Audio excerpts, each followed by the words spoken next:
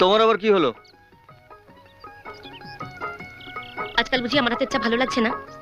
তোর বাবা, আরে ওকে তো আমি চা আনতে পাঠালাম তো তোমার সঙ্গে দু চারটে প্রেমের কথা বলবো বলে ওকে কাটিয়ে দিলাম। যা বলবে তাড়াতাড়ি বলো, আমার অনেক কাজ আছে। হ্যাঁ, ভালোবাসার কথা এরকম তাড়াতাড়ি বলা যায়? তা কিভাবে বলতে হয়? ধীরে ধীরে, আস্তে আস্তে। ও, হ্যাঁ তাই বুঝি? হ্যাঁ। এই শোনো না, হুম? কাল একটু নদীর ধারে আসবে? তোমার সঙ্গে একটু মেলায় ঘুরতে যাব। মেলায় নিয়ে যাবে? পাপড় ভাজা খাওয়াবে? হ্যাঁ, খাওয়াবো। রং বেরঙের চুড়ি কিনে দেবে? দেব।